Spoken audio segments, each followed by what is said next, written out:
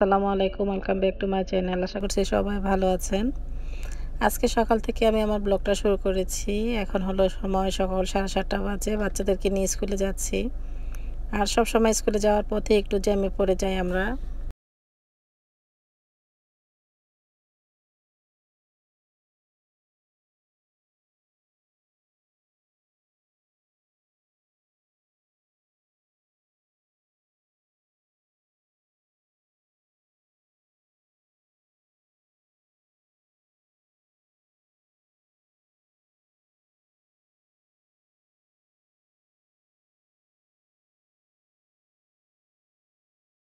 একটু সকাল সকালই বেরিয়ে পড়েছি। বাচ্চাদেরকে স্কুলে দিয়ে আমি যাব একটু গ্রোসারি শপে। কিছু বাসার জন্য টুকিটাকি কেনাকাটা করতে হবে। আর কিছু বাজার প্রয়োজন ছিল।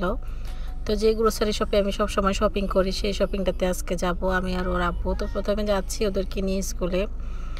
আর ওদেরকে নাস্তাটা খাইয়ে তারপর স্কুলে দিয়ে আসবো। তো আমরা এখন একটা রেস্টুরেন্টে বসেছি। আর এখানে আমরা খাবারটা অর্ডার করেছি। আমি চাপাতি দিয়েছি, মীরা রুটি চানাই দিয়েছে। আর শালীন তো এমনিতেও কিছু খেতে যাচ্ছে না, ওকে বলতেছে আসো তোমাকে খাইয়ে দিব। আজকে ও গাড়িতে অবশ্য ঘুমিয়ে পড়েছে। গতকাল রাতে একটু ঘুম কম হয়েছে ওর।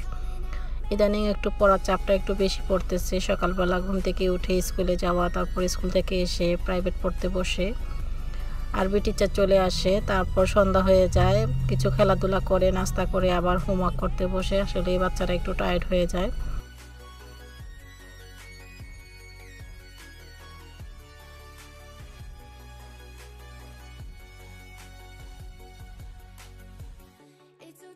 It's so dark out here in space. And it's been so long since I've seen a face. My eyes are shut but I can see the void between you and me. And I feel like I'm going insane. Help me. তো আমি এখন একটা শপে চলে এসেছি। আর এখান থেকে আমি সব সময় খাবারগুলো নিয়ে থাকি, বিশেষ করে শালীন আর মীরা যে খাবারগুলো খেতে পছন্দ করে। আর এখন তো ওদের স্কুল খোলা, স্কুলে প্রতিদিনই সকাল বিকাল ওদেরকে টিফিন দিয়ে দিতে হয়। ওদের স্কুলে 2 টাইম টিফিন হয়, মর্নিং এক টাইম হয়ে থাকে, এমনকি আফটারনুন হয়ে থাকে এক টাইম। 2 টাইমই টিফিনটা দিতে হয় ওদেরকে রেডি করে। তো ওদের যে টিফিন আইটেমগুলো আমি এখান থেকে নিয়ে থাকি, সেগুলো ওরা সব সময় খেতে পছন্দ করে, তাই একটু বেশি করে আমি বাজারটা করে নিয়ে যাই। তো আমাদের বাজারটা করা শেষ অলরেডি। এখন আমরা চলে যাচ্ছি বাসায়। আর এটা হলো আমাদের বাসার রোড। যাওয়ার সময় খুবই ভালো লাগতেছে ভিউটা দেখে, বিশেষ করে গ্রিন গাছগাছালি। আর মালয়েশিয়াতে তো এমনি তো গাছ প্রচুর, অন্য অন্য কান্ট্রি চাইতে মালয়েশিয়াতে গাছ বেশি, সেজন্য আমার কাছে আরও বেশি ভালো লাগে। আমাদের এরিয়াতে তো আর কথাই নেই, অনেক গাছ। সবার বাসার পাশেই কিন্তু গাছ লাগানো হয়েছে। আর আমাদের বাসাতে প্রচুর গাছ। তো আজকে আমি সবজির বাগান থেকে কিছু সবজি পেরে নেব। অনেক দিন ধরে ভাবতেছি গাছ থেকে মিষ্টি কুমড়াগুলো পেরে নেব। তো আজকে কিন্তু আমাদের মিষ্টি কুমড়া গাছ কেটে ফেলা হবে। পুরো বাগান তো পরিষ্কার করা হয়ে গিয়েছে অলরেডি। তো মিষ্টি কুমড়াগুলো ওর আব্বু আজকে পারবে। তো ভাবলাম আজকে আপনাদের সঙ্গে শেয়ার করি। আর অনেক আপুরাই আছে যে দেখতে চায় আমাদের সবজির বাগানটা বা কীভাবে আমি সবজি পেরে থাকি। তো এখন যেহেতু সবজি নেই, শুধু মিষ্টি কুমড়াগুলো রয়ে গিয়েছে। আর আমাদের 4টা মিষ্টি কুমড়া আছে গাছে, সেগুলো আজকে পেরে নেব। তো আমি যে বাজারগুলো করে নিয়ে এসেছিলাম, সেই বাজারগুলো এখন একটু গুছিয়ে রাখবো। আর ওর আব্বু নাস্তা তৈরি করার জন্য এখান থেকে ডিম নিয়ে গিয়েছে। বলতেছে আমি নাস্তাটা তৈরি করি আর তুমি বাজারগুলো গুছিয়ে রাখো। তো ওর আব্বু এখন ডিম দিয়ে নাস্তা তৈরি করবে। আর এই তো আর কি, সবসময় যে বাজারগুলো আমি করে থাকি, সেই বাজারগুলো আজকেও করেছি।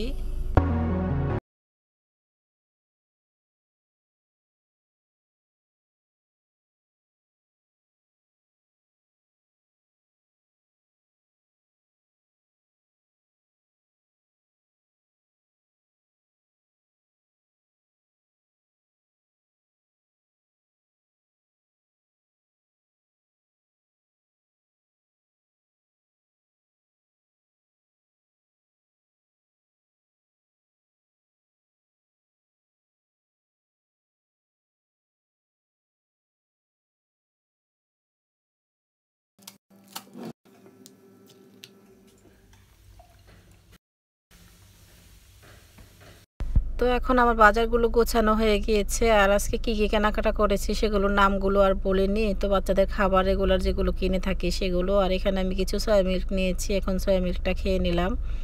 আর এখানে আমি কিছু ডিম নিয়ে এসেছিলাম। সবসময় ডিমগুলো আমি একটু গুছিয়ে রাখি, তো আমি একটু ডিমগুলো গুছিয়ে চুলার পাশেই রেখে দেবো যাতে সবসময় ইউজ করতে পারি।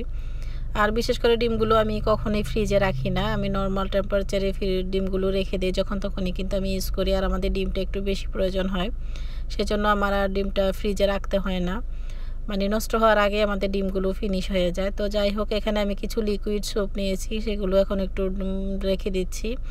আর এই লিকুইড সোপটা আমি সবসময় ইউজ করি। তো আমার যেহেতু ফিনিশ হয়ে গিয়েছে আর অল্প বাকি রয়ে গিয়েছে, সেজন্য আজকে আরও এক প্যাকেট নিয়ে এলাম।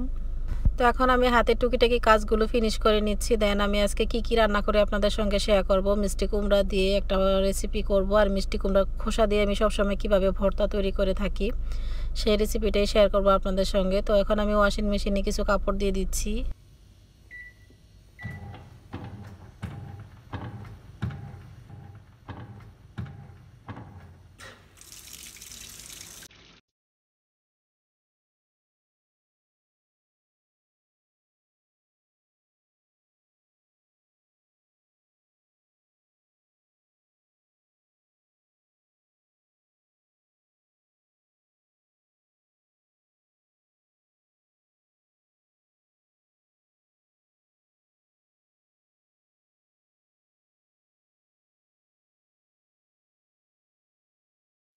তো এখন আমার হাতের কাজগুলো প্রায় ফিনিশ হয়ে গিয়েছে। আমি রুমটাকে ক্লিন করে নিয়েছি, ডাইনিং টেবিল, লিভিং রুমটাকেও ক্লিন করে নিয়েছি। আর এখানে শাড়ির কিছু কাপড় চোপড়, সেই কাপড় চোপড়গুলো এখন গুছিয়ে নিচ্ছি।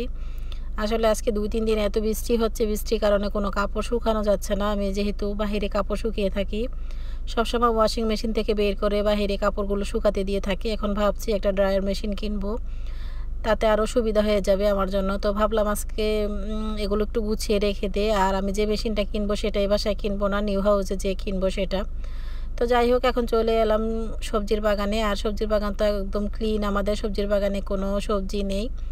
আর এই তো মিষ্টি কুমড়াগুলো ঝুলে আছে, খুবই ভালো লাগতেছে মিষ্টি কুমড়াগুলো দেখে। তো আজকে ওর আব্বু মিষ্টি কুমড়াগুলো কেটে নেবে। আমাদের টোটাল 4টা মিষ্টি কুমড়া হয়েছে, এখানে 5টা হয়েছিল, একটা আমরা খেয়ে ফেলেছি, আরও 4টা রয়ে গিয়েছে। তো এখন ওর আব্বু এক এক কেটে নিচ্ছে কুমড়াগুলো। আর এই কুমড়াগুলো ঘরেই রেখে দেওয়া যাবে, একদম পেকে গিয়েছে। তো ভাবলাম আজকে এই কুমড়া দিয়ে রেসিপি করব, কুমড়ার খোসা দিয়ে ভর্তা তৈরি করব, আর কুমড়া দিয়ে তেলাপিয়া মাছের ঝোল কারি করব, খুবই মজা হয় খেতে। তো আজকে রেসিপিগুলো আপনাদের সঙ্গে শেয়ার করব।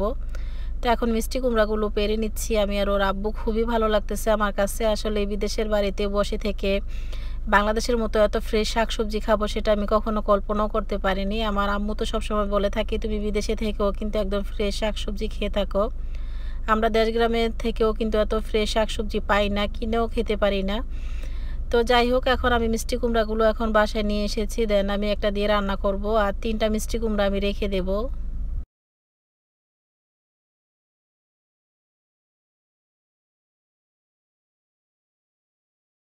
আর এখানে মিষ্টি কুমড়াটা আমি ছুলে নিয়েছি, ছুলে খোসাগুলো রেখে দিয়েছি। আর মিষ্টি কুমড়ার ভিতরে যে বিচিগুলো কিন্তু একদম পেকে গিয়েছে। আর এই বিচিগুলো কিন্তু আমি শুকাতে দিয়ে দিব, শুকিয়ে রেখে দেবো বিচিগুলো। আর এই বিচিগুলো কিন্তু ভেজেও খাওয়া যায়, বা এভাবে রেখে দিলেও অন্য সময় আমি আবার রোপণ করতে পারবো, সেই জন্য আমি বিচিগুলো রেখে দেব। তো এখন আমি মিষ্টি কুমড়াটা কেটে নিচ্ছি। আর মিষ্টি কুমড়াটা তেমন বেশি মিষ্টি হয়নি অবশ্য, আমি একটু মোটা মোটা করে কেটে নিব। দেন আমি এটা ফিশ দিয়ে আজকে রান্না করব।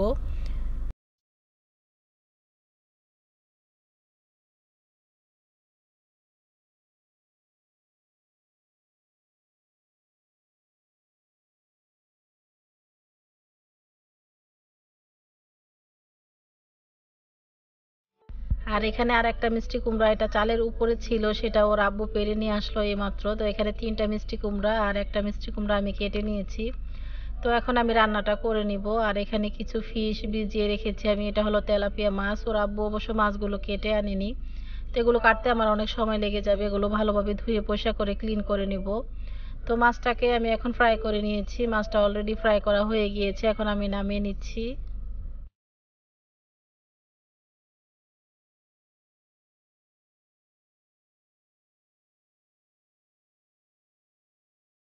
তো এখন আমি মাছটা রান্না করার জন্য আমি চুলাতে দিয়ে দিয়েছি পেঁয়াজ, রসুন আর কাঁচামরিচ দিয়ে দিয়েছি। আর এখন দিয়ে দেবো আদা রসুনের পেস্ট 2 টেবিল স্পুন পরিমাণ। তার সাথে দিয়ে দিচ্ছি অল্প পরিমাণে হলুদ, লবণ, মরিচ আর ধনিয়ার পাউডার। আমি আর কোনো মশলা ইউজ করব না। দেন আমি দিয়ে দিচ্ছি স্বাদ মতো লবণ আর পরিমাণ মতো পানি দিয়ে মশলাটাকে খুব ভালোভাবে কষিয়ে নেব।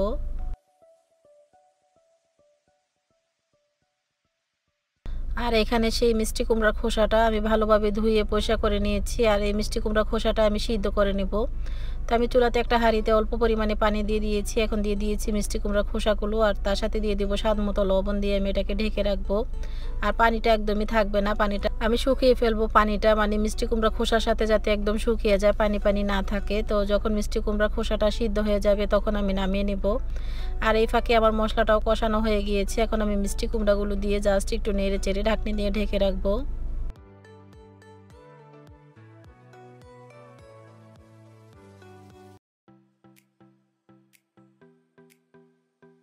তো এখন আমার মিষ্টি কুমড়াটা প্রায় হাফ সিদ্ধ হয়ে গিয়েছে। আমি একটু নাড়াচাড়া করার পর পরিমাণ মতো পানি দিয়ে দিয়েছি। এখন জাস্ট একটু নেড়ে চেড়ে মাছগুলো দিয়ে দিব। যেহেতু মিষ্টি কুমড়া কিন্তু সিদ্ধ হতে তেমন বেশি সময় লাগে না, তাই সাথে সাথে মাছগুলো দিয়ে দেওয়াই ভালো। তো এখন আমি মাছগুলো দিয়ে জাস্ট একটু নেড়ে চেড়ে একটু জিরার পাউডার দিয়ে তারপর আমি মাছটাকে নামিয়ে নেব। আর এদিকে আমার মিষ্টি কুমড়ার খোসাটা সিদ্ধ হয়ে গিয়েছে, আমি সাইডে রেখে দিয়েছি। আর এখানে নিয়েছি রসুন, পেঁয়াজ, কাঁচামরিচ আর সরিষার তেল দিয়ে এখন একটু ভেজে নিচ্ছি। আর আজকের এই ভর্তাটা আমি তৈরি করব মানে ছেঁচুনি দিয়ে ছেঁচে নেব। আপনাদের যাদের শিলপাটা আছে তারা শিলপাটায় বেটে নেবেন, বেটে নিলেই কিন্তু খেতে আরও বেশি ভালো লাগে। আর ছেঁচুনি দিয়ে ছেঁচে নেওয়ার কারণে কিন্তু এটা স্বাদ কমে যাবে না, আরও ভালো লাগবে খেতে। আর মিষ্টি কুমড়ার খোসাটা দেখতেই পাচ্ছেন একদম সিদ্ধ হয়ে গিয়েছে।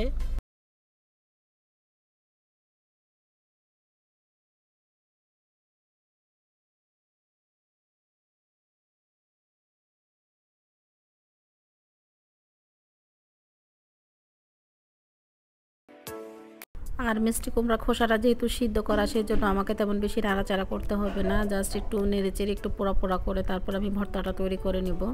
আর এটা কিন্তু গরম ভাতের সঙ্গে খেতে খুবই ভালো লাগে। আমি প্রায় সময়ই ভর্তাটা তৈরি করে থাকি, তবে আপনাদের সঙ্গে কখনো শেয়ার করা হয়নি, তাই ভাবলাম আপনাদের সঙ্গে শেয়ার করি। তো আমার ভর্তাটা অলরেডি ছেঁচা হয়ে গিয়েছে। আমি খুব ভালোভাবে ভর্তাটাকে ছেঁচে একদম মিহিন করে নিয়েছি। আর এই ভর্তাটা কিন্তু গরম ভাতের সঙ্গে খেতে খুবই ভালো লাগে।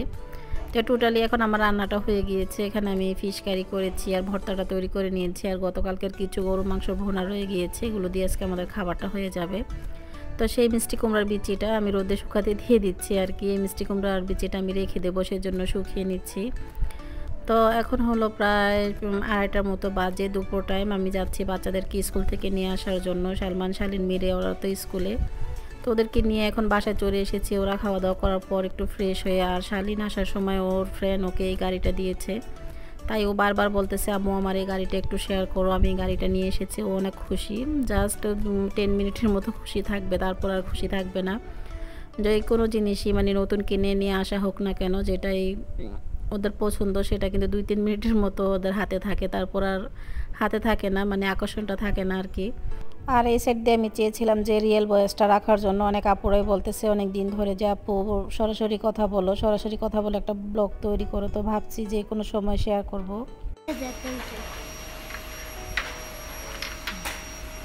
স্ট্রেট হয় না কি এই যে কাজটা আটটা দাও, বুঝতে না টায়ারগুলো দাও। তো আমাদের পাশের বাসায় কাজ চলতেছে, ওনারা কাজ করতেছে, সেজন্য আমি ভয়েস রেকর্ড করতে গিয়েও কিন্তু অনেক সমস্যা হচ্ছে, আর সরাসরি কথা বলা যাচ্ছে না, তাই আমি ভয়েস রেকর্ড করতেছি। আর শালীন এখানে অনেক পাকা পাকা কথা বলেছে, চেয়েছিলাম যে সেটা রাখার জন্য, সেটা একদমই বোঝা যাচ্ছে না, শুধু কাজের শব্দ শোনা যাচ্ছে। কনস্ট্রাকশনের প্রজেক্ট আমাদের পাশেই চলতেছে, টুকিটাকি শব্দ শোনা যায়, সেই জন্য আমি শব্দটা রাখতে পারিনি। তো অল্প একটু রেখেছি অবশ্য, তো সেটা কেমন হয়েছে সঠিক জানি না। আর কিছু আপুরা বলেছিল যে আপু তোমার সরাসরি কথা বলে একটা ব্লগ তৈরি করো, তো যে কোনো সময় করার চেষ্টা করব। এখন যেহেতু আমাদের এখানে কাজ চলতেছে, সেজন্য আমি সরাসরি কথা বলে ভয়েসটা রেকর্ড দিতে পারতেছি না। তো এখন শালীনের গাড়ি স্টিকার লাগানো হয়ে গিয়েছে, অনেক হ্যাপি আর দুষ্টুমি করতেছে যে দেখো আমার গাড়িটা কত সুন্দর। ও সবচেয়ে ফেভারিট কালার হলো ব্লু, ব্লুটা সবসময় অনেক বেশি পছন্দ করে, তাই আজকে অনেক বেশি হ্যাপি হয়েছে আর ফ্রেন্ডকে বারবার থ্যাংক ইউ জানাচ্ছে। তো যাই হোক, আজকের ব্লগটি এ পর্যন্তই। সবাই ভালো থাকবেন, সুস্থ থাকবেন, আল্লাহ হাফেজ।